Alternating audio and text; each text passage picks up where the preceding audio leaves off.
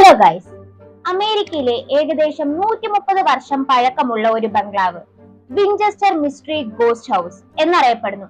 ഇന്നും ആ ബിൽഡിംഗ് അവിടെ നിലനിൽക്കുന്നു. ലോകത്തിൽ പിശാചുക്കൾ അധിവസിക്കുന്ന സ്ഥലങ്ങളിൽ ഒരിടം.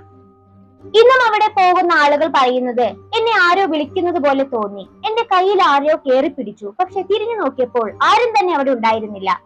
ആ മുറിക്കകത്ത് കടന്നപ്പോൾ ആ വീടിന്റെ ഉടമസ്ഥ വിഞ്ചസ്റ്ററിനെ കണ്ടു. അവർ അവിടെ ഇരുന്ന് മന്ത്രവാദം നടത്തുകയായിരുന്നു.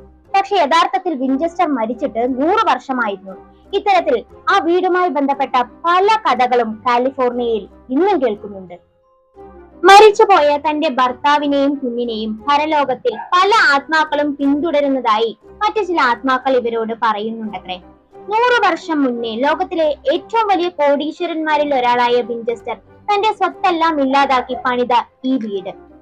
അവരുടെ ഭർത്താവ് ഒരു ഗൺ ഷോപ്പ് നടത്തിയിരുന്നു. അവിടെ നിർമ്മിക്കപ്പെട്ട വെടിയുണ്ടയാൽ മരണപ്പെട്ട ഓരോ ആത്മാക്കളും ഇവരുടെ ഭർത്താവിന്റെ ആത്മാവിനെ പിന്തുടരുന്നതായി അവർ വിശ്വസിച്ചിരുന്നു. ആയതിനാൽ ഈ വീട്ടിലെ ഓരോ മുറിയും അവർ ആത്മാക്കൾക്കായി മാറ്റിവെച്ചു. ഇത് നിനക്കുള്ളതാണ്, ഇനി ആരും തന്നെ എന്റെ ഭർത്താവിനെ ഉപദ്രവിക്കരുത് എന്ന് വിഞ്ചസ്റ്റർ ആ ആത്മാക്കളോട് പറഞ്ഞു. ഇന്ന് നമ്മൾ കേൾക്കാൻ പോകുന്നത്